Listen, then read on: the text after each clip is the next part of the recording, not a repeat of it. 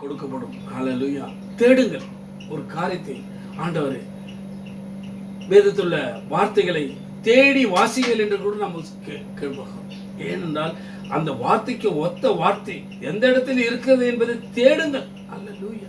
வேதத்தை புரட்டுங்கள், வேதத்தை தியானிங்கள், வேதத்துள்ள வார்த்தைகளை கேட்கிறவர்களாய் சுவிசேஷம் எங்கும் பிரசங்கிக்கப்படுகிறதோ அங்கெல்லாம் உங்கள் செவிகளை திறந்து வையுங்கள். ஹல்லேலூயா. சத்தியம் அறிவில் சத்தியம் உங்களை விடுதலையாக்கும் சொன்னாரே, அவர் ஏமாற்ற மாட்டார். நிச்சயமாக நம்மளை மேன்மைப்படுத்தி பார்ப்பார். ஹல்லேலூயா. ஹல்லேலூயா. ஹல்லேலூயா. ஆனால் ஒரு பாருங்க, ஒரு காரியத்தை நமக்கு தெய்வம் அழகாக சொல்றாரு. நடுராத்திரில போய் அவன் நண்பனா இருக்கிற அப்படின்னா அவன் இடத்துல போய் அவன் கதவை தட்டுகிறான். ஆனால் அவன் நண்பன் சொல்லுகிறான், நாங்கள் உறங்கி ஆயிற்று, படுத்து ஆயிற்று, பிள்ளைகள்லாம் தூங்குறாங்க, நான் டிஸ்டர்ப் செய்ய மாட்டேன், நீ போய்விடு என்று. ஆனாலும் அவன் மனது கேட்கவில்லையா? அவன் கதவை தட்டி கொண்டிருந்ததனால் அவன் மனதுருகி மனம் போய் திறந்து அவனுடைய காரியங்களை கேட்டான். அதனால தட்டுங்கள். எந்த ஒரு காரியத்தை கேட்டு தேவனிடத்தில் கேட்கவும் தேடவும் தட்டவும் தயங்காதிருங்கள்.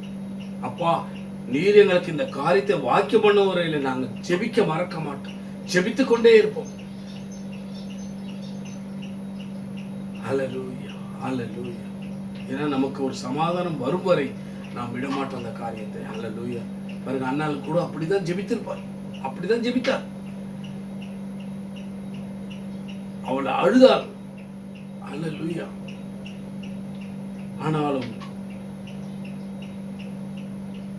அவருக்கு தேவ சமாதானம் கிடைக்க வரும் அவர் அண்ணால் அவர் சமூகத்தில் அவர் வார்த்தைகளை கொட்டி அழுதாள், சொல்லி அழுதாள். ஹல்லேலூயா. அவருடைய அவமானத்தை நினைத்தார். ஆனால் எலிசா, உன் ஜெபம் கேட்கப்பட்டது என்று சொன்ன உடனே அவர் ஆறுதலுடன் போனார். ஹல்லேலூயா. ஹல்லேலூயா. ஏலி ஆண்டவரே, சாரி. ஹல்லேலூயா. ஏன்னா அந்த அளவுக்கு தேவன் பேர் பற்றுதலும் நம்பிக்கையும் ஊக்கமும் உற்சாகமும் உடையவர்களாக நாம் காணப்பட வேண்டும். நாம் ஏனதானம் என்று ஜெபித்து கடந்து செல்லக்கூடாது. ஒரு நிமிடம் ஜெபித்தா போதும், 2 நிமிடம் ஜெபித்தா போதும், அப்படி என்று தன்னை நானே நம்மளை ஏமாற்றிக்க கொள்ளக்கூடாது. தேவனுடைய சமூகத்தில் இருக்க வேண்டும். அதான் சொன்னார் அழகா, 1 மணி நேரமாவது என்னோடு விழித்து இருக்க கூடாதா? ஜெபிக்க போனார் கெர்சமேன் தோட்டத்தில். அவர் ஹல்லேலூயா சிசர்களை விட்டு குறைச்சு அப்புறம் போய் அவர் ஜெபிக்க போனார். விழித்திருங்கன்னு சொன்னார். திரும்ப வந்து கேட்கிற தூங்குகிறார்கள். 1 மணி நேரமாவது விழித்திருக்க கூடாது. அதனால் நாம் அந்த 1 மணி நேரம் நமக்கு கொடுக்க வேண்டும். நம் எங்கேயும் போய் நம்ம ஜெபிக்க ஆரம்பித்தால் எல்லாருக்கும் ஒரு சோர்வு வந்து விடுகிறது. அவர் ஜெபிக்க ஆரம்பித்து விட்டால் ஐயோ நேரமாகி விடுமே, ஜெபிக்க மனதை திறக்க மாட்டுகிறார்கள். ஜெபத்தை கேட்க அவர்களுக்கு மனதுள்ளவர்களாக இருக்க மற்ற உலக பிரமாண காரியங்களிலே நேரத்தை செலவிடுகிறார்கள். ஆனால் தேவனுடைய சமூகத்தில் வரும்போது தேவனுக்கு 1 மணி நேரத்தை நாங்கள் கொடுப்போம் என்று நாங்கள் ஜெபிக்க தொடங்கும் போது சீக்கிரமா முடியுங்கள். ஹல்லேலூயா. இப்படி கதை தட்டுறதும், கையை காட்டுறதும், கண்ணை காட்டுறதும், காதை அசி, இப்படியாக ஜனங்கள் ஆண்டவர் சாத்தானுக்கு இடம் கொடுக்கிறார்கள் ஒழிய தேவாதி தேவனுக்கு ராஜாதி ராஜனுக்கு செவி சாய்க்க மனதில்லாதவர்களாக இருக்கிறார்கள். அவருடைய நிலைமைகள் எப்படியா இருக்கும் என்று அவர்களுக்கு அறியும், அவருடைய தேவனுக்கு அறியும். ஹல்லேலூயா. மனிதர்கள் முகத்தை பார்க்கலாம், அவர்கள் நன்றாக இருப்பது போல தோணலாம்.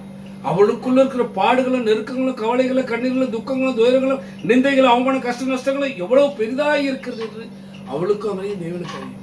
ஏன்?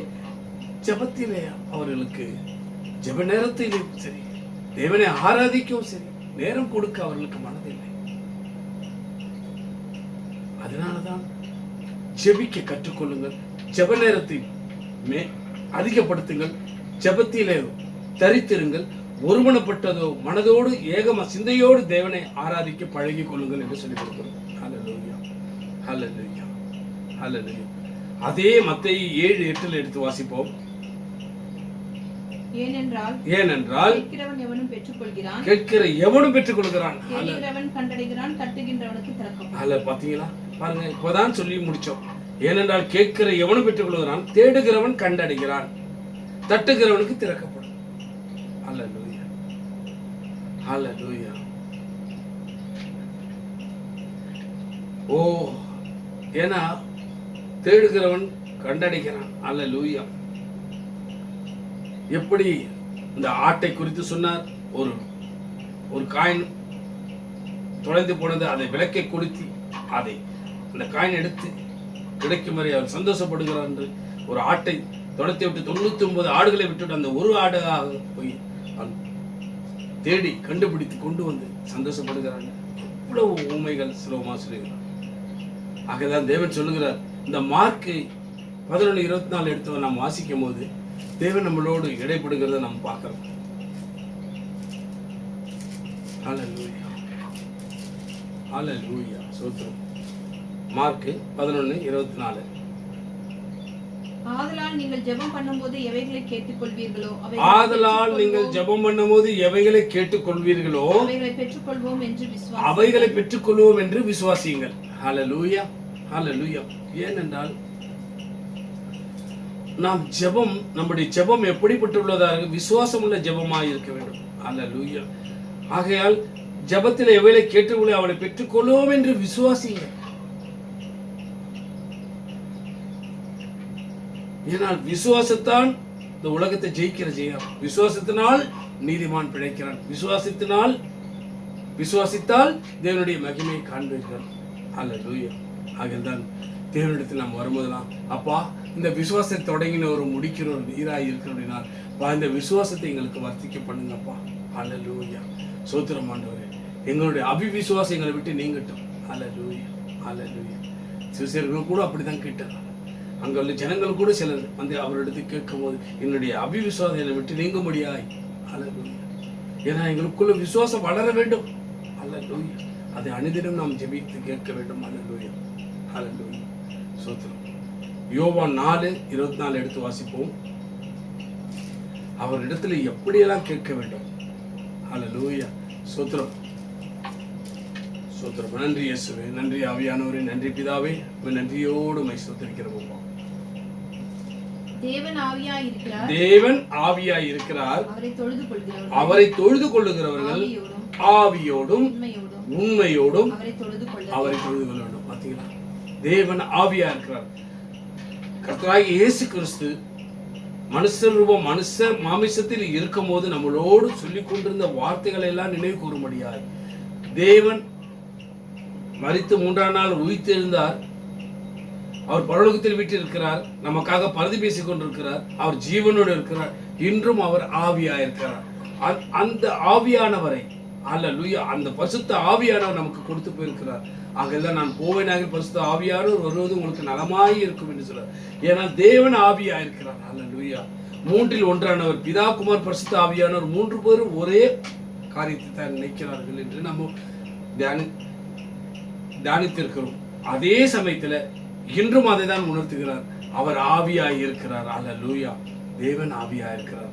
அவரை தொழுது கொள்ளுகிறவர்கள் யாவரும் ஆவியோடும் உண்மையோடும் அவரை தொழுது கொள்ள வேண்டும். ஆகையால்தான் ஒரு இடத்தில் நாம் வாசிக்கிறோம், ஆவியோடும் கருத்தோடும் ஞானப்பாட்டினாலும் சங்கீதனாலும் கீர்த்தனையினாலும் ஒருவருக்கொரு புத்தி சொல்லிக் கொள்ளுங்கள் என்று சொல்லிக் கொடுக்கிறார். அல்லேலூயா, அல்லேலூயா. ஆகையால்தான் ஆண்டவர் சொல்லுகிறார், யோவான் 14:13 என்ன சொல்லுகிறார் பாருங்க. யோவான் 14:13.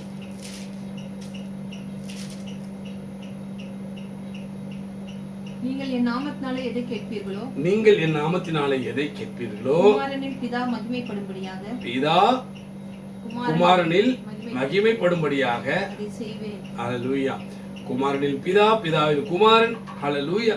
நீங்கள் என் நாமத்தினாலே எதை கேட்பீர்களோ குமாரனில் பிதா மகிமைப்படும்படியாக அதை செய்வேன். ஹல்லேலூயா. அதனால அழகாக சொன்னார், என் நாமத்தில் எதை இதுவரை என் நாமத்தில் ஒன்று கேட்கவில்லை, கேளுங்கள் அப்பொழுது உங்களுக்கு கொடுக்கப்படும். ஆகதான் அவர் அழகாக கிளிப்பிள்ளைக்கு சொல்லிக் கொடுக்க, என் நாமத்தினால எதை கேட்பீர்களோ குமாரனில் பிதா மகிமைப்படும்படியாய் அதை செய்வேன் சொல்லுகிறார். ஆகையினால் நிச்சயமாக எதை கேட்டாலும் இயேசு கிறிஸ்து நாமத்தில், அதனால ஜெபம் முடிக்கும் போதும் ஜெபத்தை தொடங்கும் போதும் ஹல்லேலூயா, ஏன் கர்த்தராகிய இயேசு கிறிஸ்து நாமத்தை உச்சரிக்கிறோம். ஹல்லேலூயா. தேவனுடைய நாமத்தை நாம் உச்சரிக்கும் போது பிதா அதிலே மகிமைப்படுகிறார். ஆவியானவர் அளவில்லாமல் சந்தோஷப்படுகிறார். அல்லேலூயா. என் நாமத்தினால் எதை கேட்பீர்களோ குமாரனில் பிதா மகிமைப்படும்படி அதை செய்வேன். அல்லேலூயா. அதை செய்வார். நிச்சயமாக உங்களுக்குள்ள ஒரு கொழுந்து விட்டு எரிகிற ஜீவனுள்ள வார்த்தையை நாம் கற்றுக்கொள்ள முடிகிறது. அங்கதான் அவர் சொன்னார் சமரிய ஸ்திரீயோட, இந்த தண்ணீரை குடிக்கிறவனுக்கு மீண்டும் தாக உண்ட, நான் கொடுக்கிற இந்த தண்ணீரை நீ குடிக்க உனக்கு ஜீவ தண்ணீர் அது ஊற்றாக மாறும், அது நிரந்தரமாக உனக்குள்ள ஒரு ஊற்றாக தோன்றும். அல்லேலூயா. அப்பொழுது உனக்கு தாகம் இருக்காது. அல்லேலூயா. ஏன்னா ஆவியிலே நிறைந்தவர்களாய் எப்பொழுது காணப்பட வேண்டும். ஏன்னா நாம் மனிதர்களை பார்க்கும் போது அவர்களை குறைவுள்ளவர்களாக நாங்கள் எண்ணாமல் இருப்பது எதனால? ஆவியில் அவர்கள் குறைவுள்ளவர்களாக இருக்கிறார்கள். அதற்காகத்தான் ஆவியில் இருந்து நாம் ஜெபிக்கிறவர்களாக இருக்கிறோம். ஆவியிலே அவர்களுக்கு ஒரு விடுதலை கிடைக்க வேண்டும், ஆவியிலே அவர்களுக்கு சமாதானம் கிடைக்க வேண்டும், ஆவியிலே அவர்களுக்கு ஒரு சந்தோஷம் கிடைக்க வேண்டும். ஆவியில அல்லேலூயா. அந்த ஆத்மால ஆவி இருக்கிறது. அந்த ஆத்மா வாழ்வது போல நீ எல்லாவற்றிலும் வாழ்ந்து சுகமாய் இரு என்று சொன்னவர். அல்லேலூயா. அந்த ஆத்மாவில ஆவிக்காக நாம் ஜெபிக்க வேண்டும். அல்லேலூயா. அல்லேலூயா. அல்லேலூயா. ஆகதான்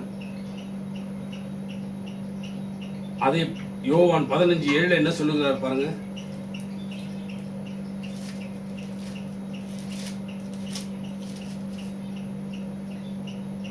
நீங்கள் என்னிலும் என் வார்த்தைகள் உங்களிலும் நிலைத்திருந்தால், ஹல்லேலூயா, நீங்கள் என்னிலும் என் வார்த்தை உங்களிலும் நிலைத்திருந்தால் நீங்கள் கேட்டுக்கொள்வது எதுவோ அது உங்களுக்கு அருளப்படும். ஹல்லேலூயா. ஹல்லேலூயா. பாருங்க, தேவன் எவ்வளவு கிருபையான இரக்கமுள்ள வார்த்தை, தயவுள்ள வார்த்தை, அன்புள்ள வார்த்தை நமக்கு சொல்லிக் கொடுக்கிறார்.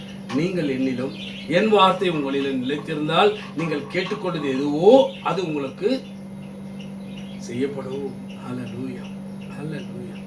ஹல்லேலூயா. பாருங்க, ஹல்லேலூயா. தேவன் நமக்கு எவ்வளவு அழகாக, ஏனென்றால் நம்ம ஏன் சொன்னோம், முழு ஆத்மாவோடு முழு பலத்தோடு முழு உள்ளத்தோடு தேவனை கிட்டி சேர வேண்டும் என்று.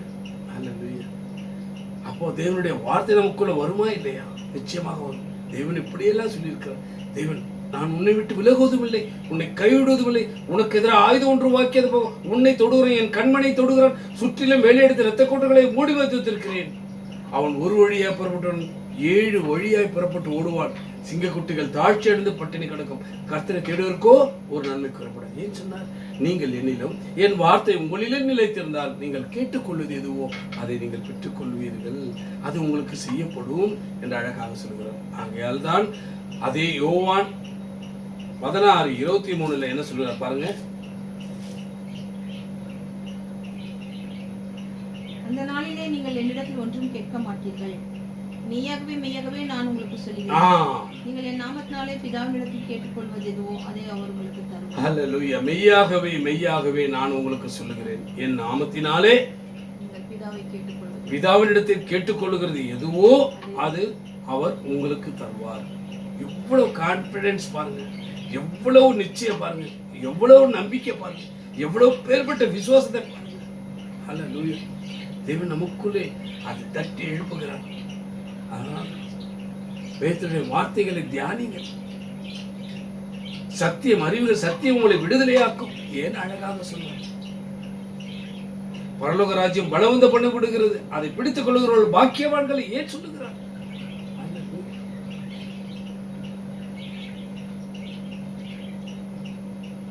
ஹல்லேலூயா.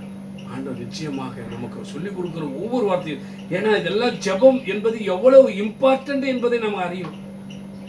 ஏனோ தானோ என்று ஜெபித்து 1 நிமிடம் 2 நிமிடம் ஜெபித்துட்டு பிதா குமார் பிரசாத் நான் அன்றைக்கு போய் ஜெபிக்கிறேன், மகன் மீண்டும் அப்படியாக அவன் ஜெப சிந்தை வரவில்லையே. ஒரு மகனுக்கோ ஒரு மகளுக்கோ நாங்கள் ஜெபிக்கும் போது அவளுக்குள் அந்த ஜெப ஆவி இல்லையே, ஜெப சிந்தை இல்லையே.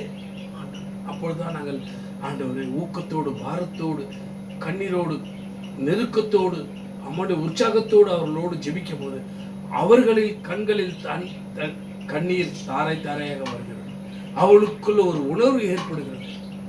தேவாதி தேவனை, ராஜாதி ராஜனை முழு உள்ளத்தோடு முழு பலத்தோடு முழு ஆத்மாவோடு ஜெபிக்க வேண்டும் என்பது ஆவியானவர்களுக்குள் உணர்த்துகிறார்.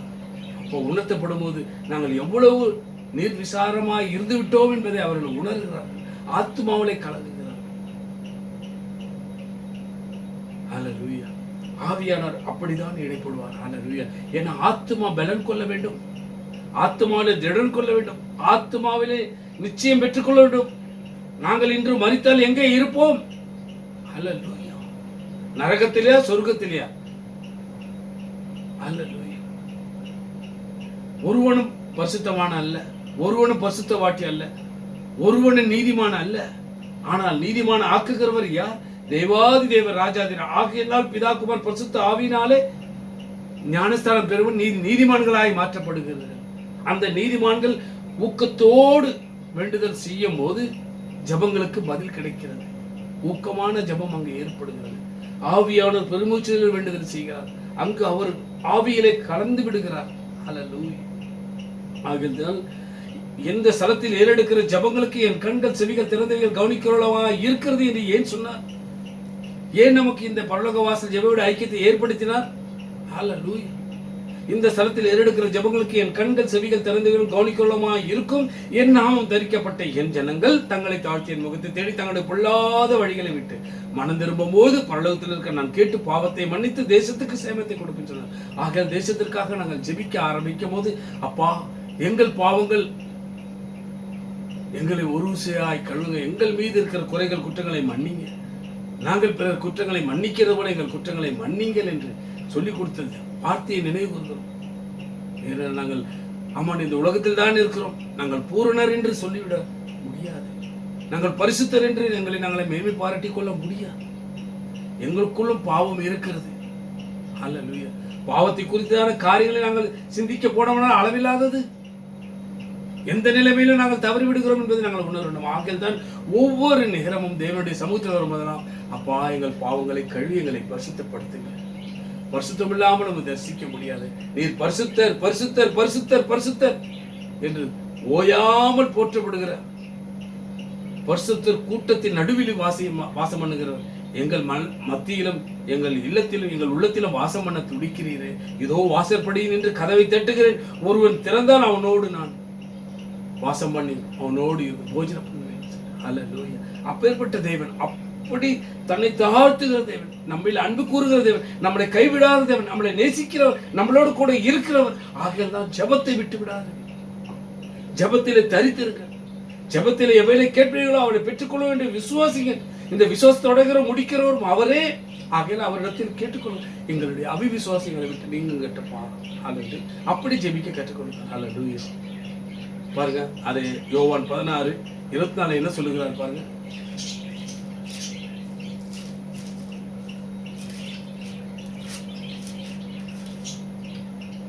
யோவான் 16:24.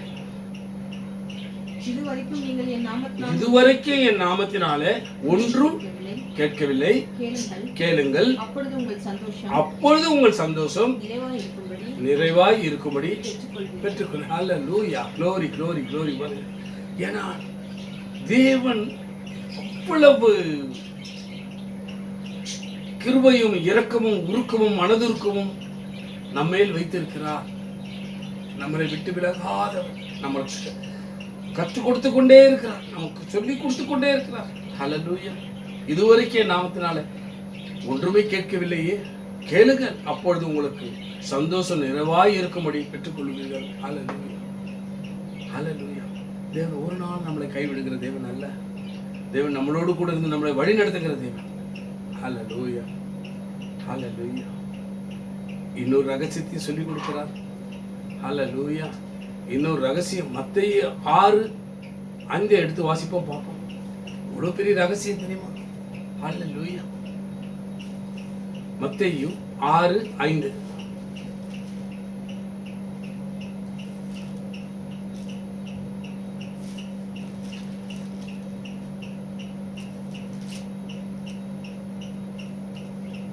ஹல்லேலூயா. ஹல்லேலூயா. அன்றியும் நீங்க ஜெபம் பண்ணும்போது மாயக்காரரை போல இருக்க வேண்டாம், மனுஷர் காணும்படி அவர்கள் ஜெப ஆலயங்களிலும் வீதிகளிலும் சந்திகளிலும் நின்று ஜெபம் பண்ண விரும்புகிறார்கள். அவர்கள் தங்கள் பலனை அடைந்து தீர்ந்தது என்று மெய்யாகவே மெய்யாகவே உங்களுக்கு சொல்லுகிறேன். நல்லா யோசனை பண்ணுங்க. ஜெபம் வேற, பிரசங்கம் வேற. தேவனுடைய ராஜ்யத்தை குறித்து பேசுவது வேற, நீங்கள் பர்சனல் ஜெபம் பண்ணுவார். ஆனால் இவர்கள் எப்படி ஜெபம் பண்ணுகிறார்கள்? மற்றவர்கள் கேட்க முடியாத ஜெபம் பண்ணுகிறார்கள். ஆனால் வீதிகளில் நின்று பிரசங்கம் பண்ணுகிறவர்கள் என்ன சொல்ல? தேவாதி தேவனை அறிந்து கொள்ளுங்கள், ராஜாதி ராஜனை புரிந்து கொள்ளுங்கள், அவர் உங்கள் இரட்சகர், அவர் உங்கள் மீட்பர், அவரை இல்லாமல் உங்களுக்கு பரலோகத்தில் பிரவேசிக்க முடியாது, அவரே வழி, அவரே சத்தியம், அவரே ஜீவனாய் இருக்கிறார் என்று பிரசங்கிக்கிறார்கள். அவர்கள் வீதிகளில் நின்று பிரசங்கிக்கிறார்கள். தேவனுடைய நாமத்தை பிரஸ்தாபம் பண்ணுகிற எந்த ஸ்தானத்திலும் வந்து உங்களை ஆசீர்வதிக்க உங்களை பெருகவே பெருக செய்வேன் சொன்னவர். ஹல்லேலூயா.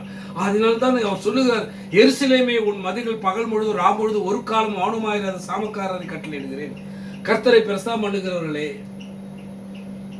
நீங்கள் அமைதியாய் இருக்கலாகாது. எப்படி நம்ம அமைதியா இருக்க முடியும்? தேவனுடைய ராஜ்யத்தை குறித்து பிரசங்கிக்காமல் நம்மளால இருக்க முடியுமா? ஹல்லேலூயா. பூமியில அதை புகழ்ச்சியாகவும் இருக்கு, அவரை அமர்ந்திருக்க விடாதுங்கள். ஹல்லேலூயா. என் நாமத்தை பிரசாரம் எந்த ஸ்தானத்தில் வந்து உங்களை ஆசீர்வதிப்பேன்னு சொன்னவர். அவர் வாக்கு மாறாதவர். ஆகத்தான் ஹல்லேலூயா. பாருங்க, எப்படி நாம் ஜெபிக்க வேண்டும், எப்படி மற்றவர்கள் பார்க்கும்படி ஜெபிக்கிறது அல்ல, நாம் ஜெபம் பண்ணும் போது எப்படி ஜெபம் பண்ண வேண்டும் என்பது அது சொல்லிக் கொடுக்கிறார். அது பிரசங்கிக்கிறதையும் காரியம் குறித்தும் என் நாமத்தை குறித்து எவ்வளவு வெட்கப்படாமல் ஆமாண்டாரே மற்றொரிடத்தில் சொல்லுகிறார்களோ அவர்கள் பிதாவினிடத்தில் நானும் அவர்களிடத்திலே உங்களை குறித்து வெட்கப்படாமல் பேசுவேன் என்று தேவாதி தேவன் ராஜாதி ராஜன் இயேசு கிறிஸ்து நம்மளோடு சொன்ன அந்த வார்த்தையை நம்ம நினைவு கூற வேண்டும். ஹல்லேலூயா. ஹல்லேலூயா. அடுத்ததாக நாங்கள் வாசிப்போம் மத்தேயு 6:6 எடுத்து வாசிப்போம்.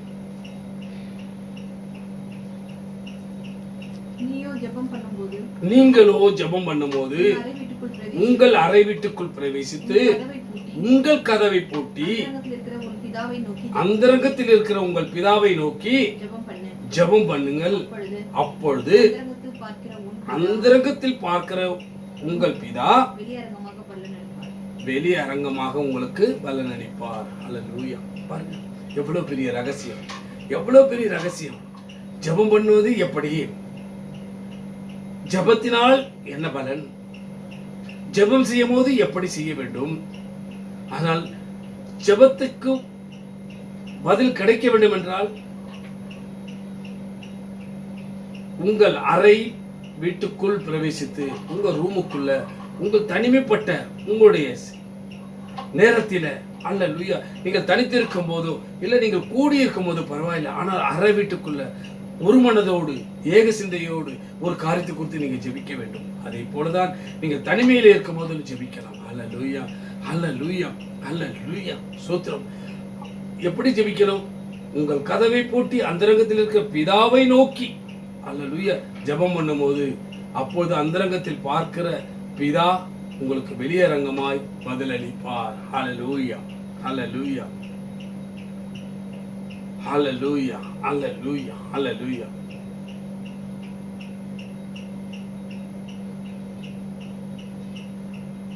ஆகதான் தேவன் அழகாக நமக்கு ஒரு ஜெபத்தை கற்றுக் கொடுத்தார். எப்பேற்பட்ட ஜெபம்? ஹல்லேலூயா. வாசிப்போம் மத்தேயு 6:9 எடுத்து வாசிப்போம்.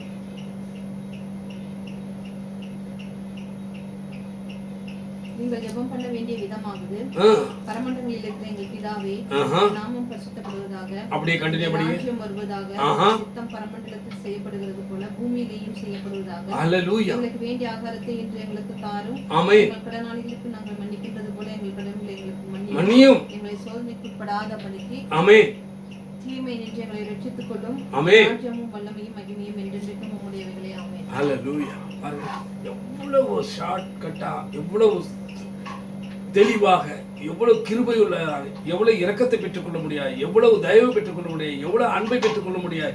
தேவனுடைய கிருபையை நாம் அனுபவிப்பதற்காக சொல்லிக் கொடுத்த இந்த ஜெபம். ஹல்லேலூயா. நீங்கள் ஜெபம் பண்ணும் போது